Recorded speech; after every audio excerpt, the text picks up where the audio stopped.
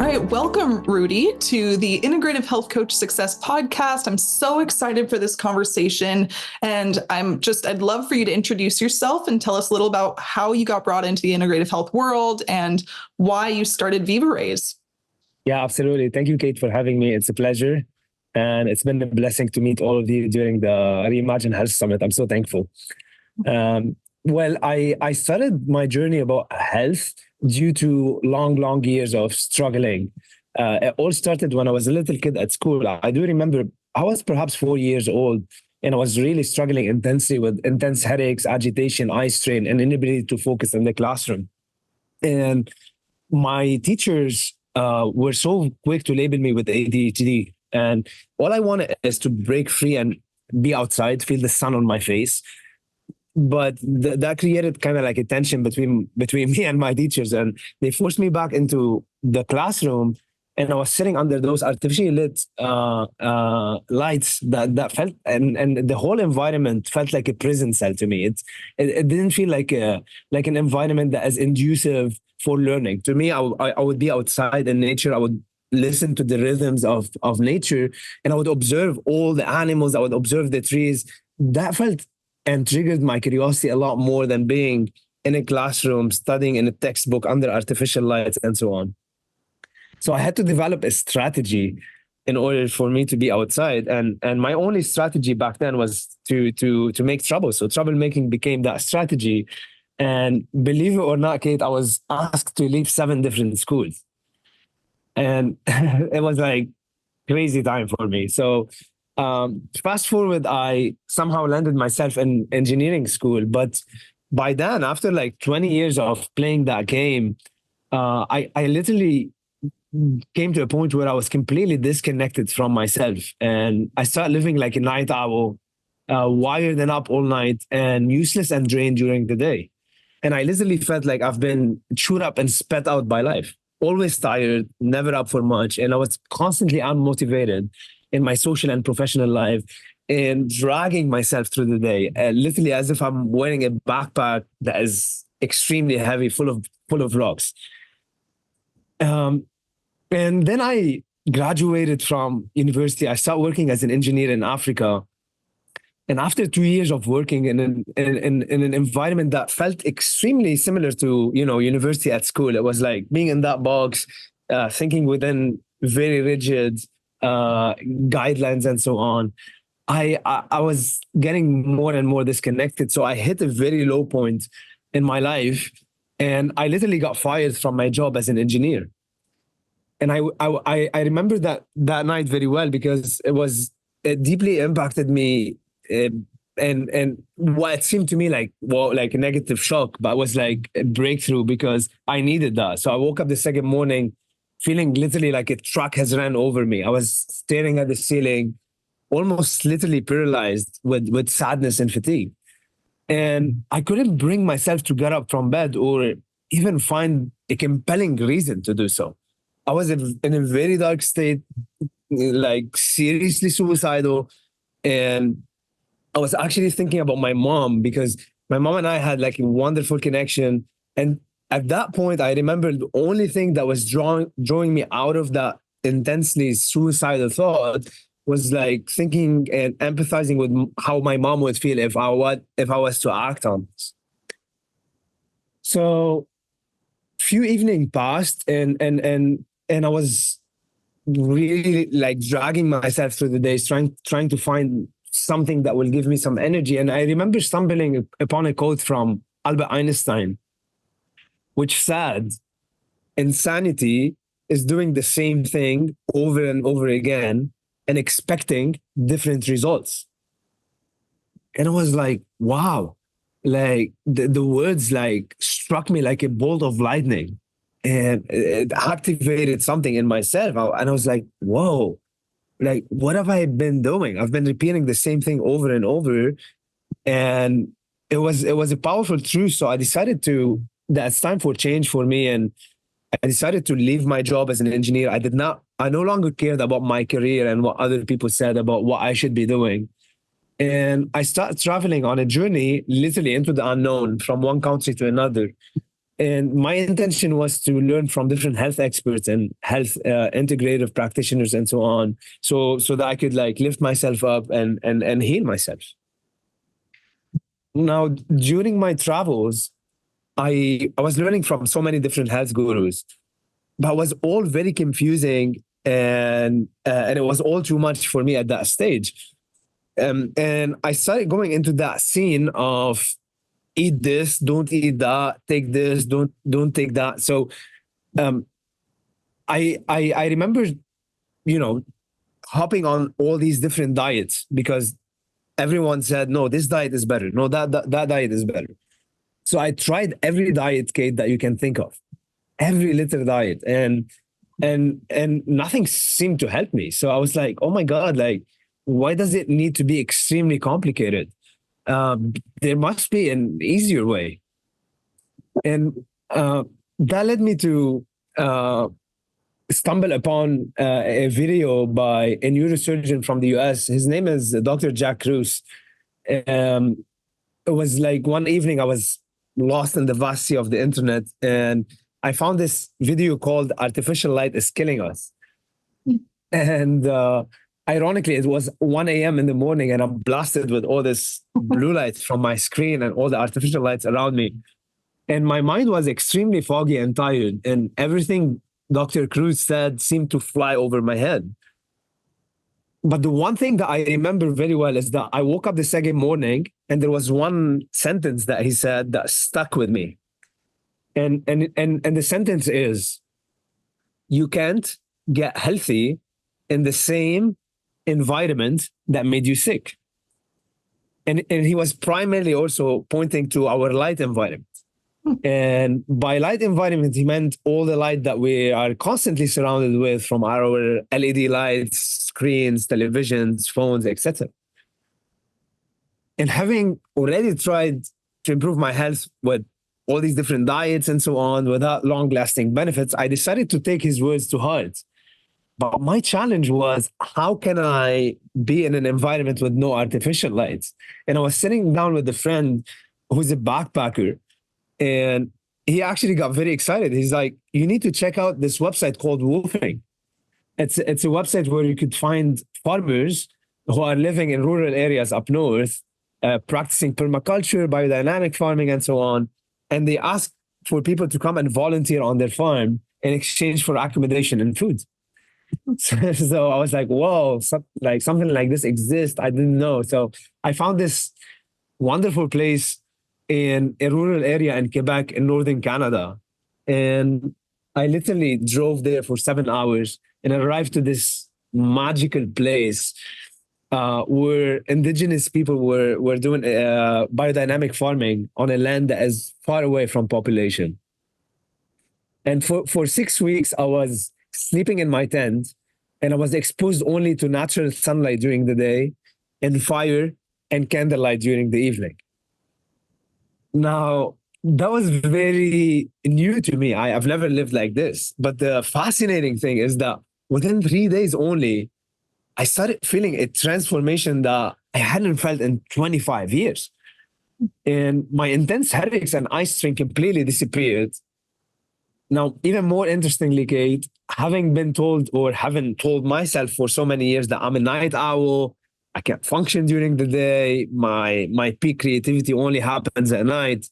What happened is that I start sleeping shortly after the sunset to then wake up before the sunrise with no alarm clock, feeling fresh, rested, energized, and exhilarated with a sense of joy that I've never felt before. And having been told that I'm an ADHD since I was a kid, and my paradigm was that like I can't focus, right? Now, for the first time over there, I started getting praised by the farmers on the field about my level of focus.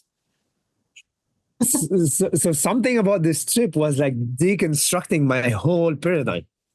And every aspect every filter via which I was seeing myself and limiting myself was getting completely destroyed and replaced with a new reality. And even the most wondrous part about all of this is like, I did not change my diet. I did not take any supplements while there.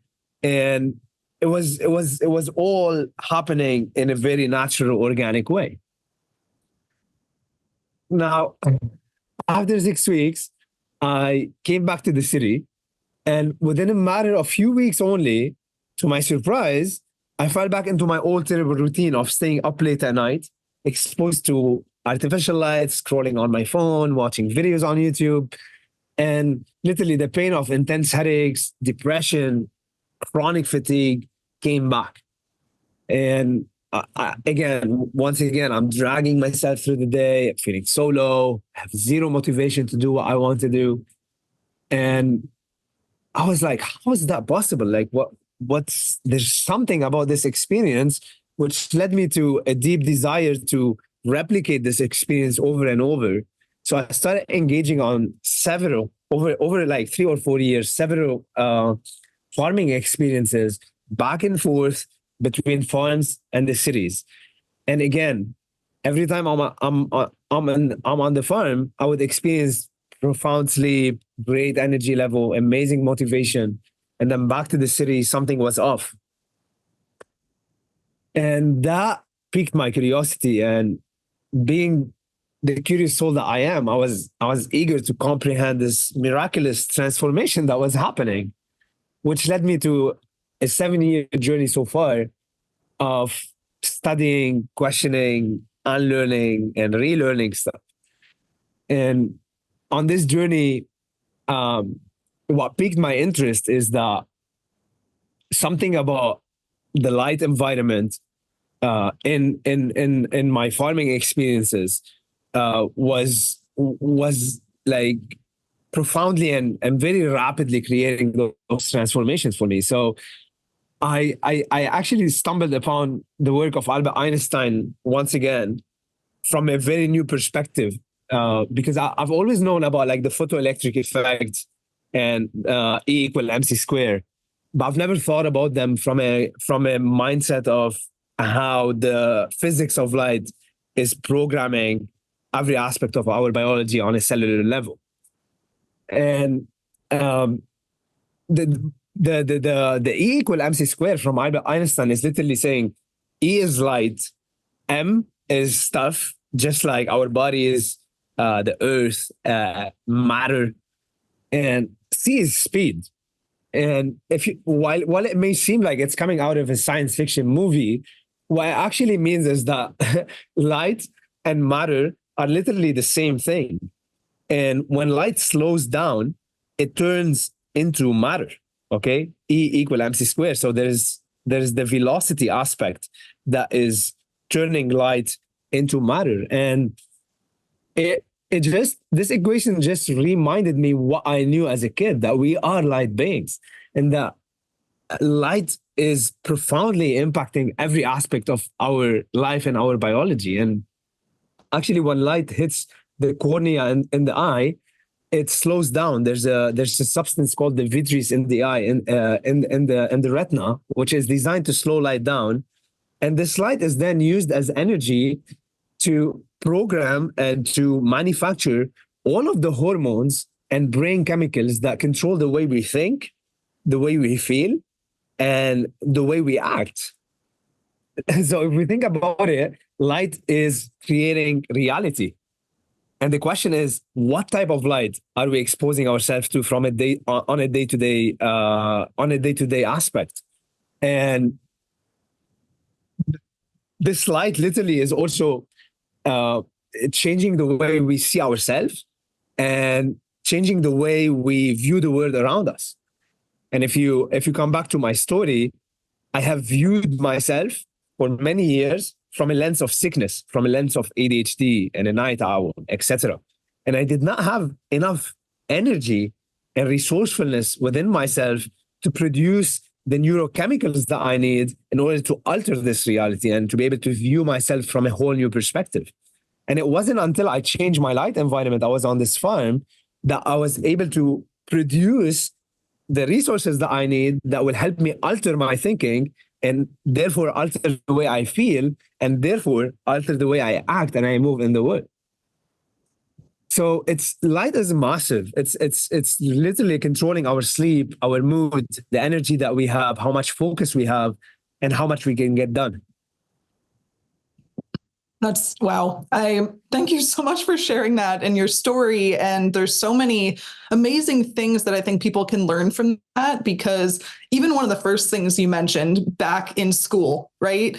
Where it was really hard to focus. And I had to wear sunglasses in the classroom because the light was giving me such bad headaches that I was the kid who was wearing sunglasses in school to try and avoid the headaches. And I didn't really connect that, it was necessarily that light. But even now, I'll jump on Zoom calls, and if I'm not wearing my glasses, I get tunnel visioned and I start to see like weird lights, out here, and how you were able to see and experience the changes mentally and physically when you would go to the farms. And then when you would come back to, the city, it's such a powerful message. And even just, again, what people can take from that story is so huge. And I cannot wait for you to dive into the science of light and artificial light more, because, most of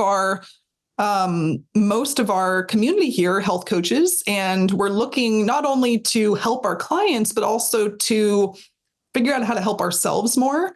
And, we're all spending a lot of time in front of computers, in front of phones. And I know all of us know, blue light at night, right? That's one of the first things we learn as health coaches, is how to improve sleep and how to wear blue light blocking glasses. But there's so much more to it, right? I think most of us don't really understand how artificial light is impacting us. And this is what I'd love you to dive into, is how light in general, and our different types of artificial light are impacting our blood sugar, our moods, inflammation. I'd love to hear more about that.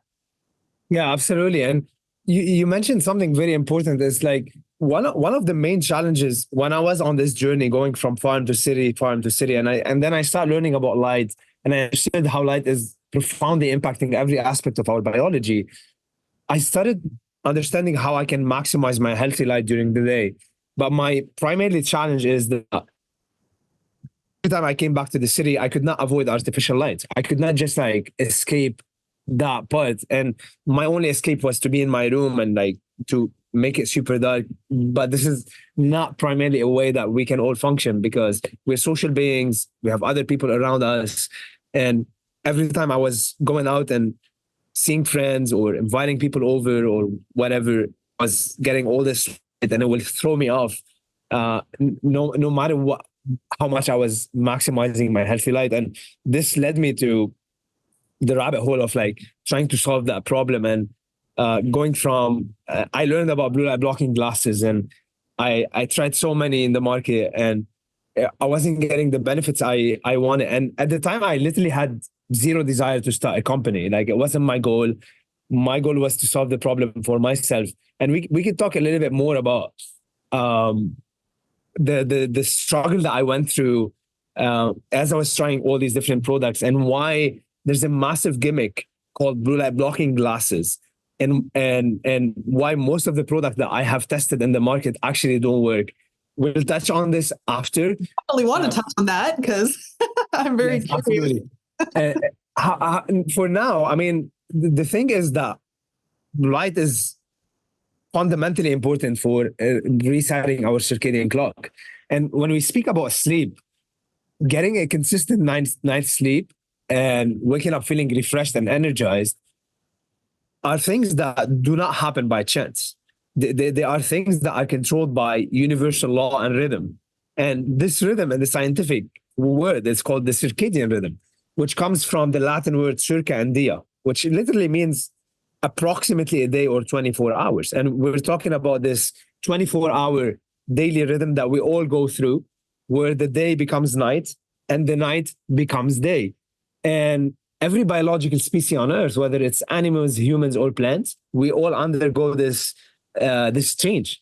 And in order to adapt to this daily change, we've had to develop an internal clock that sits in the hypothalamus in the brain, and it determines the timing of every biological thing in our life, including when we go to sleep and when we wake up. This clock literally controls our energy levels, when to have more energy, when to have less energy so that we can rest and sleep. It controls our detoxification system, our bowel movement, reproduction and fertility, mood and digestion, etc. And it's responsible for timing all of those functions to an optimal time of the day or the night during a 24-hour cycle. And it's literally creating structures and coherent communication between the billions of the cells. And this communication will either create harmony or it will create chaos, because when the cells are not able to communicate together, chaos happen in our body. And when the cells are coherently able to communicate together, we create a harmonious rhythm. And I like to give the analogy of a musical symphony. Just like in every musical symphony, in order for an orchestra with many musicians to produce harmonious music, they need to be guided by a conductor that is reading the musical notes and is instructing all of the musicians on what to do. And in our body, this conductor is the master clock in the brain. So this central clock, or the circadian clock that we're speaking about. And this clock is reading the musical notes coming from frequencies of light. And it's responsible for telling the musicians, like the organs, the glands, and the millions of our cells in our body, when to do what. And it's how our body knows when to wake up in the morning and have the energy to tackle big problems, think, learn, and when to go to sleep, detoxify, repair, and regenerate. Okay. Now, this central clock relies primarily on two main musical notes in order to continue creating this harmonious symphony that we're speaking about. What are those two main signals? Number one is sunlight during the day, and especially when we first wake up. It literally anchors and resets our clock, telling all of our body that the day is starting. Now, the second consistent signal that this clock is waiting for every day is darkness after the sunset, or basically the slowly fading light as you're perceiving the sun setting, turning into darkness. This is another very important signal, tells our body that the day is ending, and therefore the body starts preparing and making the space and producing all of the neurotransmitters that we need so we can undergo a restful night's sleep. Okay. Now, what's the key thing there? The key thing is regularity and consistency. What this clock is really waiting is for those two regular signals: sunlight first thing in the morning, darkness after the sunset at a similar time every day. Now, what happened is in our modern world is that most of us are missing that morning sunlight, and we're replacing it with social media scrolling, checking our emails, turning on our artificial light in the kitchen, making our coffee. And on the other side, most of us are also never getting the darkness that our body are waiting for in order to undergo deep rejuvenation and healing at night. Why is that? Because we're constantly surrounded by all type of artificial lights, whether we're scrolling on our social media, watching TikTok videos, or we're doing work on our laptop, or we're watching a movie with our friend after the sunset, or simply we're walking down a street that is lit with all kind of artificial light. We're sending the wrong signal to the brain, telling it it's daytime when it's actually nighttime. Now, why is that a problem? Because the moment the brain thinks it's daytime, it's going to alter our neurochemistry. It's going to secrete the wrong hormone at the wrong time. In this case, it will secrete the hormone cortisol, the stress hormone. And cortisol and melatonin cannot coexist. All right. So when cortisol goes up at the wrong time, we start feeling wired. We start wanting to do more things at night. And at the same time, it throws us off because the body will not be able to produce the primary signal for our cells to undergo autophagy, apoptosis, and for our mitochondria to undergo mitophagy, which is a fancy term to say that the mitochondria at night are meant to replace the old with the new. So every mitochondria in our body is meant to get rid of the old mitochondria that are no longer working and replacing them with new mitochondria that are working. Now, you mentioned, for example, you experiencing crazy amount of eye strain and eye fatigue when you are sitting in front of this artificial light. And this is not, no wonder why, because this artificial light spikes in a very narrow frequency in blue light that is a very inflammatory frequency. It increases reactive oxygen species and free radicals. And what happened is that the eyes are extremely rich in mitochondria. And our mitochondria are waiting for two primary things to enhance their energy production and to improve their ability to repair and replace the old with the new. Number one is sunlight, and number two is darkness at night. And when we are perpetually exposing our eyes to artificial light after the sunset, we're sabotaging the mitochondria's ability to repair, rejuvenate, and replace the old with the new. And therefore, inflammation in the eye and in the brain is constantly increasing and on a rise. And the process of getting rid of inflammation is not happening because we're not getting the darkness that we need. And therefore, we start experiencing all kinds of eye strains, headaches, agitation, inability to focus, etc.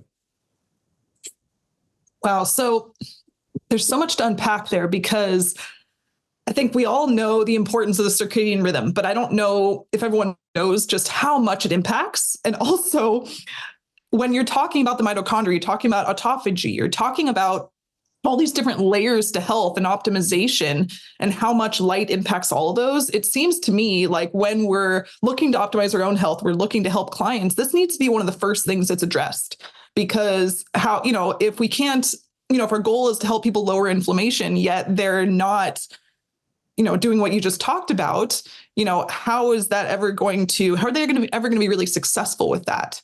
Because it's just going to be that underlying problem. And again, it's going to spike the cortisol. And I had that same thing happen as I had really high cortisol at night. And it was when I felt like I did my best work. And then I couldn't sleep, right? So I would be really wired and tired and would do tons of desk work at night. And then I wouldn't sleep well. And, I would wake up and go out in the sun in the morning, but I didn't, remove the light at night. And so I feel like as we're looking to help our clients, this needs to be kind of one of the first steps is how do you optimize your sleep? But it's not even that. It's like, how do you optimize the light in your life? We all know, again, that going out in the morning to reset the circadian rhythm is one of the best and simplest habits you can add for everything in life, right? But I think how do we communicate to clients and to ourselves on the artificial light, other than obviously the glasses? Like, what are some other things people can do? Because you also mentioned the consistency. And I just interviewed someone on a podcast a couple of weeks ago who specializes in helping shift workers, 25% of our population, right? Who are not on the normal circadian rhythm. And they're struggling a lot because they're not getting that normal, light and at the right times of day. And so I'd love to hear kind of some ways that people can optimize this, other than what you mentioned is, going out in the sun first thing in the morning. How do we deal with it in our homes, around our computers? What would you tell people? Yeah, absolutely. That's an amazing question. The thing is, many of us right now are coming to understand the importance of morning sunlight. Mm-hmm. However, just like everything else, everything in nature is composed of forces of polar opposites. In Chinese philosophy, we refer to them as the yin and the yang. In electricity, we refer to them as the positive pole and the negative pole. In our human relations, it's masculine and feminine. Now, every system in nature that I know of and that I have observed is actually composed of these polar opposites forces that must interchange in balance in order to create eternal motion and well-being. Now, when it comes to circadian biology, this yin-yang signal is literally the light and darkness interchange. And no matter how much we try to optimize one, if it's lacking the balance interchange with the other one, it's going to throw us off. Okay, so it's not enough that we optimize our light during the day. We must equally optimize our darkness after the sunset. We must equally get the signal of darkness at the same time every single night in order to create that balanced rhythm. I could share 7 practical steps from what I harnessed across the 7 years of observing, like, what are some things that anyone could do and that are mostly free to help someone optimize their full day, not only optimize their light during the day, but also optimize that second aspect called darkness and night. Now, the first step is, it starts with what you do first thing in the morning, okay? And it's also connected. That first step of what you do first thing in the morning and its effectiveness and efficiency is going to be connected to the last step, which is what you do last thing before you go to bed. Okay, so they're tethered to one another. One will affect the other. But let's start from one and think of it not as a linear line of like 1, 2, 3, 4, 5, 6, 7. Think of it and visualize it in your mind as a circle that starts from a 0 point, turns and come back to that same 0 point, because it's not linear, it's circular. Okay, so the first step is you wake up first thing in the morning and you step outside barefoot on the ground so that you can get the electrons from the earth, and you turn towards east and you look towards the sun.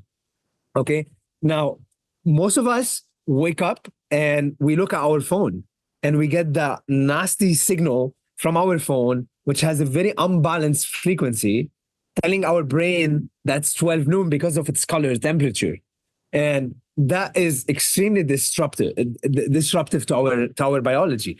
Now, what most people do is, like, they wake up, they feel groggy, they don't have the energy to function, they go and they reach out for coffee.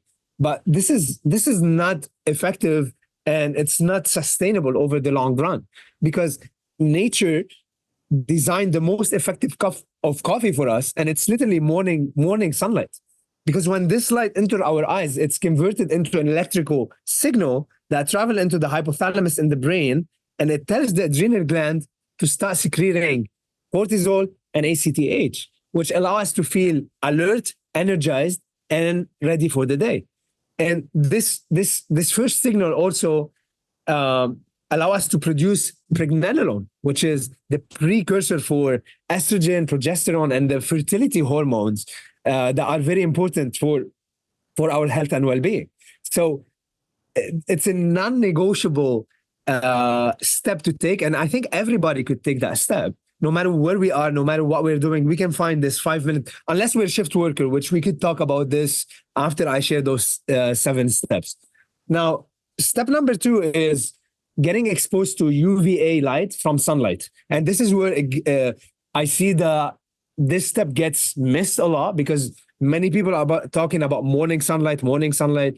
But what most people don't know is that UVA light is not present in morning sunlight. It actually appears in our environment about an hour to 90 minutes before the sun start to rise. And this is because UV is a very high frequency, low wavelength light. And due to its low wavelengths, it gets filtered out by the atmosphere when the sun is low on the horizon.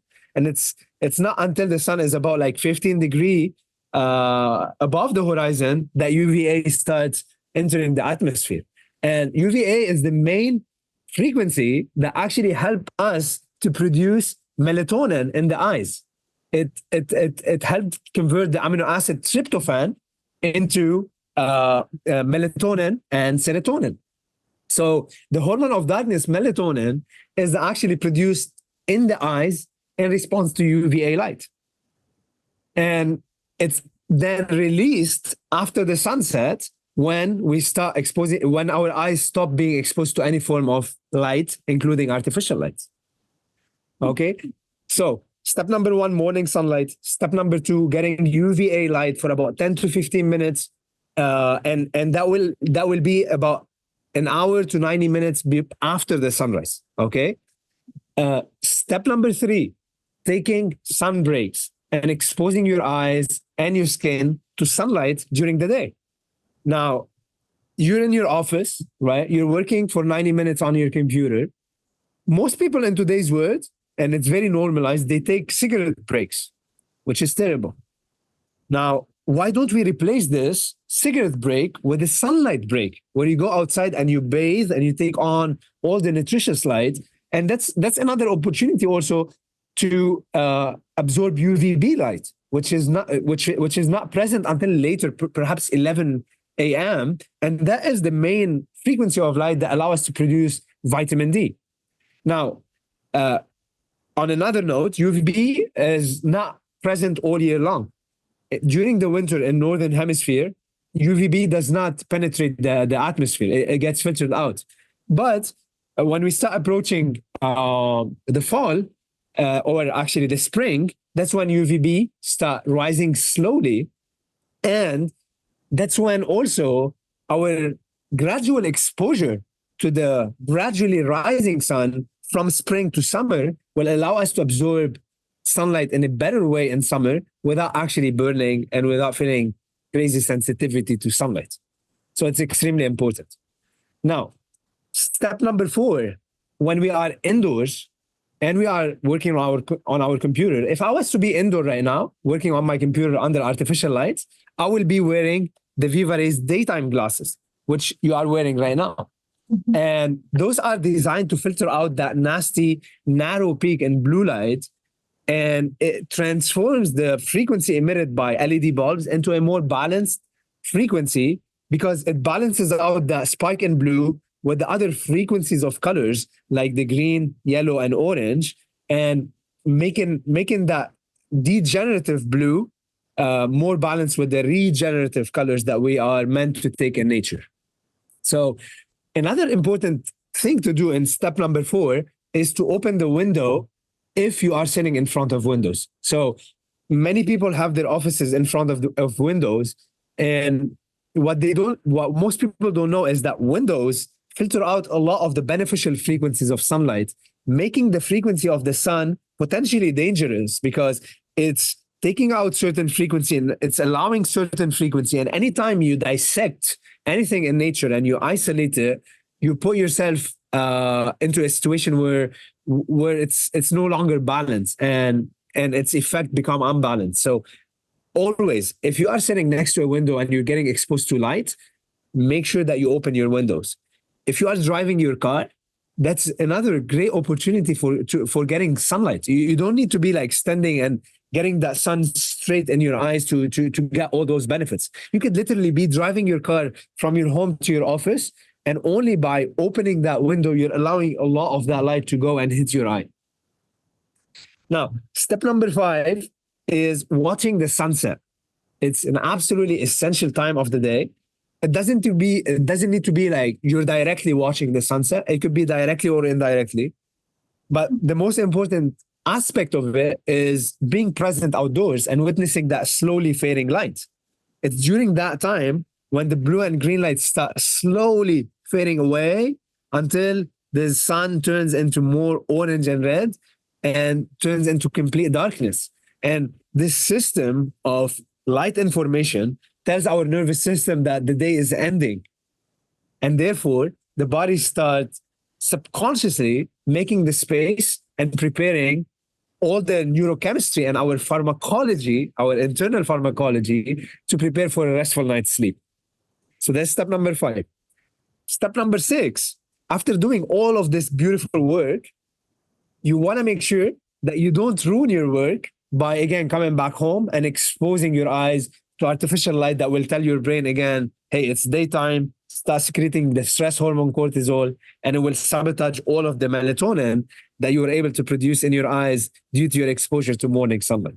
So at that time, it's important to come back home and to wear the VivaRays evening glasses, which is simply, it's a clip that clip on to your daytime lenses, and it's designed to mimic the color temperature of a bonfire, because this is the light that our ancestors have been around after the sunset. And if you've ever been around the bonfire, you probably agree with me that you instantly feel like a decompression happening, and you start feeling calm, you start feeling relaxed, yet you have enough energy to dance, cook, socialize with friends. And this is the concept of the evening lenses. And about an hour before bed, you remove your evening lenses, you put on your nighttime lenses, and those will tell the brain that it's extremely dark outside. And it's actually the truth. And this is what is going to maintain that melatonin that you produce during the day and allow your pineal gland to secrete that melatonin into your blood, the highest antioxidant in nature, and also the primary signal for all the regeneration and repair that is meant to happen when we sleep. Now, step number 7 is the last step. Be deliberate about your environment at night, because as much as light is stimulating, there are other aspects also that are stimulating, like sound, like noise. Watching like movies that trigger your cortisol, doing all these some people sit down and they start doing business brainstorming at 9 at night. And this is very stimulating, and it will actually increase the stimulation of the hormone cortisol and dopamine and all of those hormones that are not meant to be in your system at night. So what I would suggest as step number 7 is being deliberate and making an environment that is conducive to sleep, to coziness. So taking a hot bath, breathing slowly, engaging in very long and slow exhalation, which has been shown to really activate your parasympathetic nervous system and allowing you to start tapping into your deep repair and relaxation. Even engaging in meditation and listening to soft music like theta wave frequency are great ways to relax, calm down, and maintain an optimal melatonin level in your body. That was so helpful. And I have a couple questions. So step 1, the morning sunlight. You mentioned, people wake up, they grab their phone, they check their email. How you mentioned that's putting you into your body thinking it's noon, right? Is this something where you're literally telling people like, don't check anything, walk outside and do that first thing, and then they can come back in and check their phone and their email? Yeah, absolutely. Because in life, everything is about timing and everything is about rhythm. And everything has a right place and time. Okay. If you do the right thing at the right time, it creates wonders. If you do that same thing at the wrong time, it creates chaos and it feels like you're swimming upstream against the river. So there is a time when you are going to process your emails and do your work, and you're going to be a lot more productive and a lot more efficient. Now, when you go outside and take that morning sunlight in your eyes, you're also converting tyrosine into dopamine. And dopamine is this miraculous molecule that allows you to see the bigger picture in life. It allows you to sit down and pay attention. It makes you motivated to go after what you really want in life. If you're a practitioner who is starting an online practice, you probably know that it takes a lot of focus. It takes a lot of great inspiration and motivation within yourself, that resourcefulness that you need to tap into on a day-to-day basis to overcome countless of obstacles. Life is not easy. Starting an online business is not easy. Doing things in a different way is not easy. So having that rhythm and harnessing the power of Mother Nature and allowing nature to build your resourcefulness and to build your states of inspiration and motivation is what is going to take you and allow you to overcome those, very challenging times and very challenging obstacles that otherwise a person who's not harnessing the power of nature will not be able to overcome. That's with all honesty. I've seen so many entrepreneurs burning out, and I continue to see this on a day-to-day basis. And it's sad because some of them have amazing missions, and I tell them the world needs your work, but you also need to work with nature and allow nature to help you build your dopamine, rather than trying to continuously seek the dopamine hit from unsustainable sources like scrolling on social media, getting that blue light in your eyes from your phone, getting the snack every hour, those sugar hits. Those are all unsustainable and tragic ways of us human beings trying to be happy and motivated and trying to seek that dopamine hit. But nature has designed us to be addicted to her. And when we are seeking that dopamine from Mother Nature, it is sustainable and it allows us to continue doing what we're doing at a steady and rhythmic pace. And in my experience, that is the only way. Otherwise, most people end up digging a dark hole for themselves and they burn out. Yeah, absolutely. I love that. And so with all these different times you're recommending people to go outside for sun breaks, how much time do they need in the sun? Yeah, so first thing in the morning, if the sun is out and it's like it's a beautiful day where it's not cloudy, you need anything between 10 to 15 minutes. Okay. Now, think about it also from another lens that when you start practicing this thing, you're no longer thinking about, oh my God, I need to do this. It becomes automatic because you get to go beyond my intellectual explanation about why this is good for you to actually experiencing it and digesting it in your consciousness and having an understanding rather than an understanding of why this is good for you. And and at that point, like what I notice is great for me is to stack things. For example, I love to exercise first thing in the morning. It's a must for me. It makes me feel great. And I love to get morning sunlight. So what I tend to do is I do exercise outdoors instead of going to a gym with artificial blue light. So I'm sure that perhaps you're not like me. We all have different preferences. So pick that one thing that you really enjoy doing and see if you could stack it in such a way that allow you to get more natural light. Like, for example, right now, I'm taking that podcast with you. I'm outdoors. And I set up my office so that I could be in the natural light and I could have that conversation. So it's those small things. You're driving to your office, you're opening your window, it's happening without you needing to think about it. And when it's actually cloudy and the sun is hiding behind the clouds, that's when you need a little bit more time in order to reset your circadian clock and to get the benefits that you would otherwise get if the sun was out. And in that case, depending on how cloudy it is, you probably need anything between 30 to 40 minutes. Okay. Yeah, I was going to ask about that because I'm in San Diego and you're obviously in a very sunny spot. So we're very fortunate to have a lot of sun. But for most of the rest of the world right now, how does that change for them? But it seems like it's more. So the morning, that makes sense. What about these sun breaks in the middle of the day?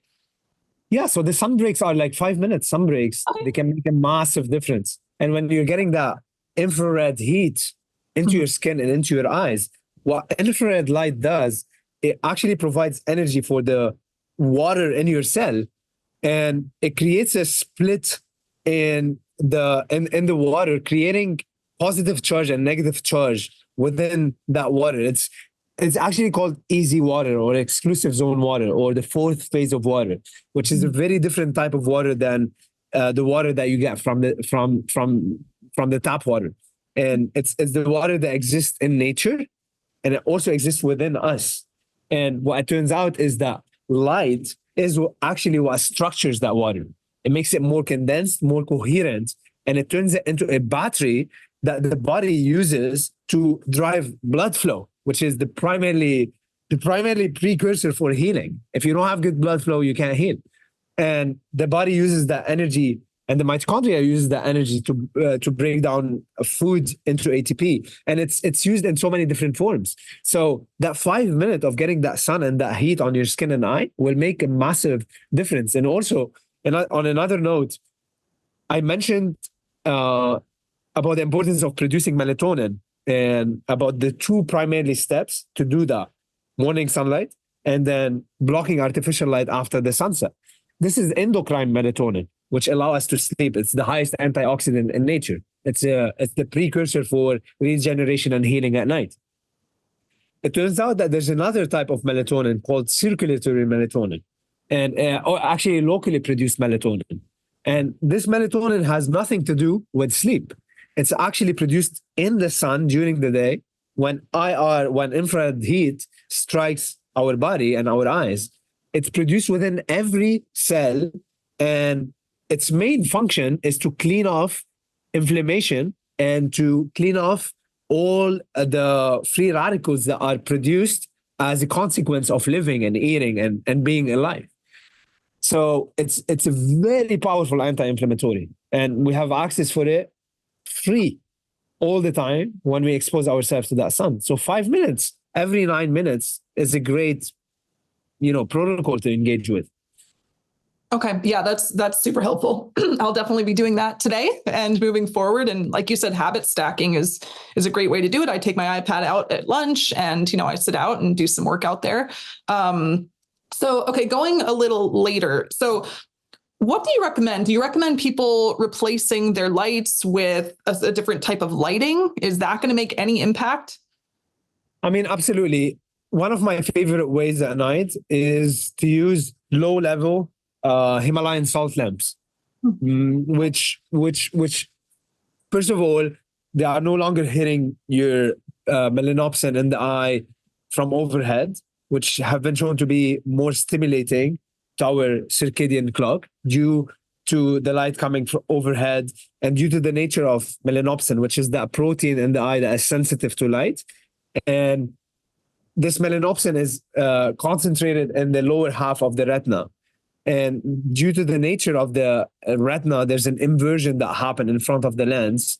And melanopsin is mostly stimulated by overhead light, which makes sense because sunlight is overhead. So when we position the light closer to the ground and below eye level, they're less likely to stimulate our or to disrupt our circadian clock. Now, using Himalayan salt lamps, they emit a much warmer color temperature, so they're close to the fire color temperature, and they're not that bright, because that's the thing. Sometimes people use red lights and they put them overhead, and they're very bright red lights, and that doesn't help because bright light of any color has been shown to disrupt our circadian clock. Even though it's not blue or green, it's super bright.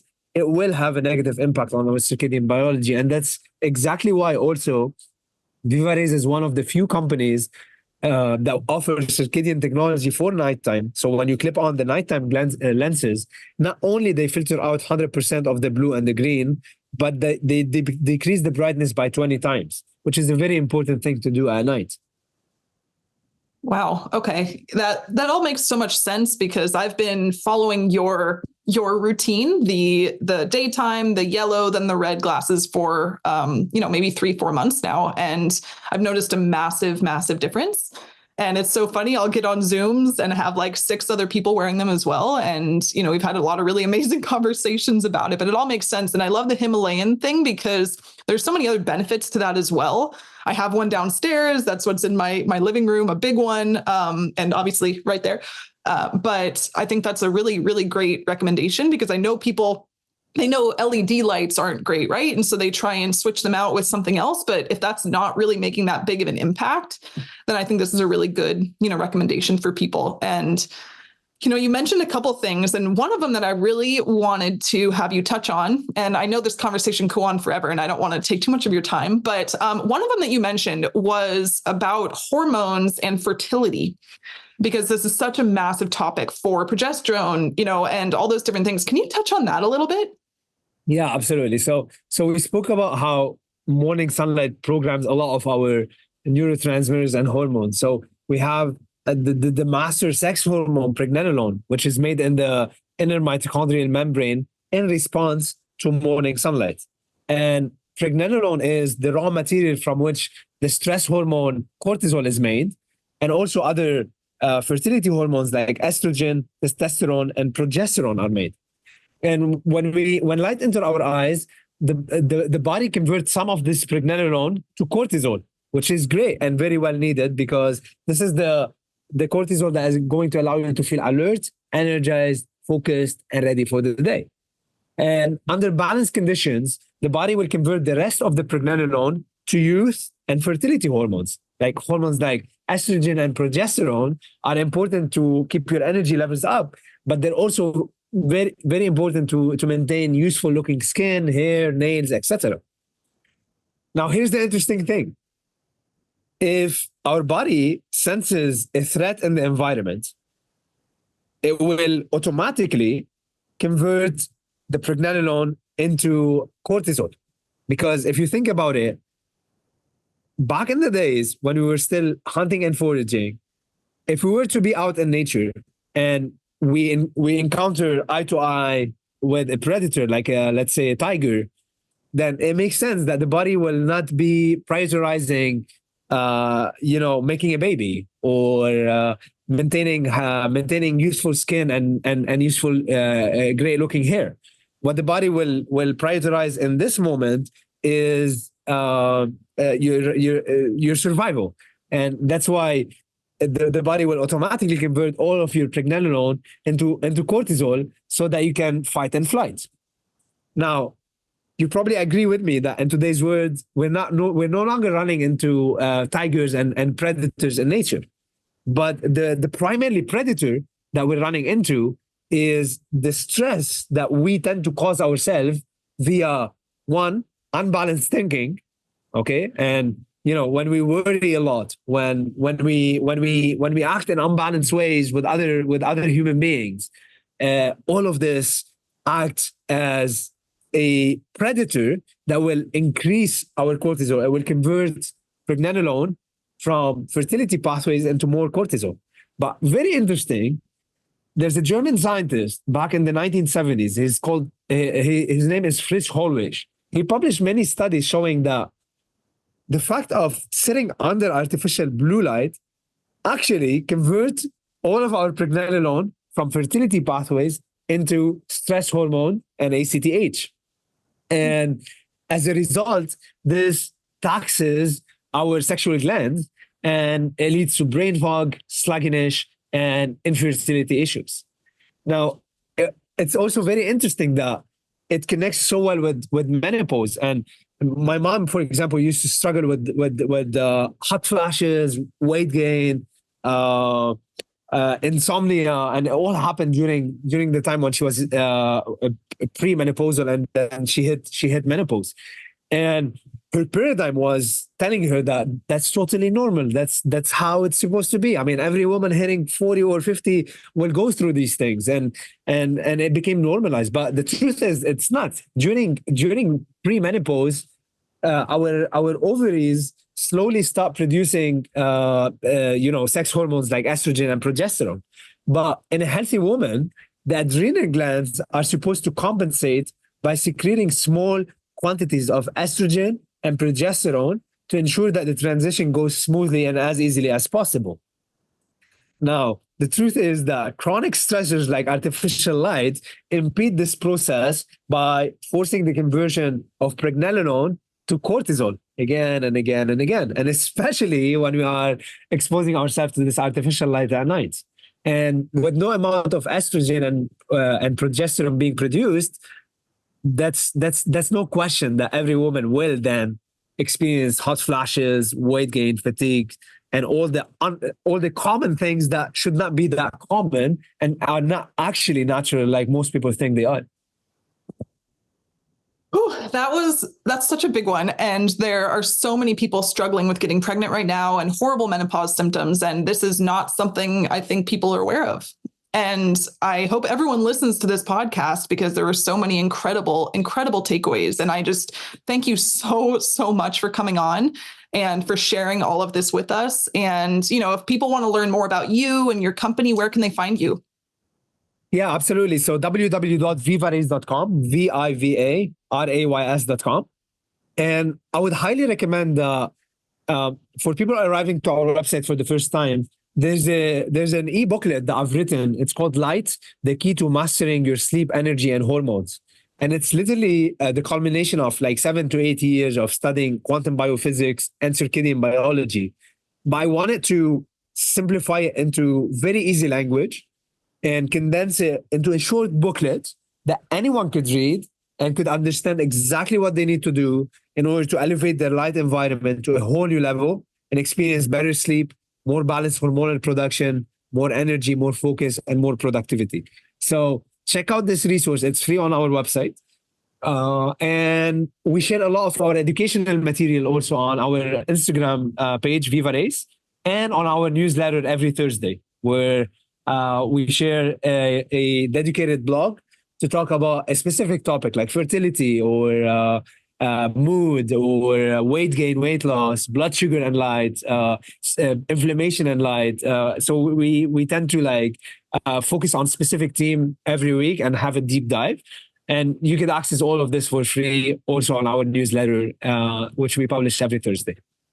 Well, I'm definitely looking forward to that. And I will be definitely downloading that booklet. I think, again, there's just so much here that I think people don't know and can make a really big impact. So again, thank you so much for your time and for joining me. And it was a wonderful conversation. Yes, thank you for having me, Kate. It's a pleasure. Yeah, and thanks everyone for tuning in. Make sure you subscribe on YouTube or any of our podcast channels. Okay, all right. I will talk to you soon. Thank you.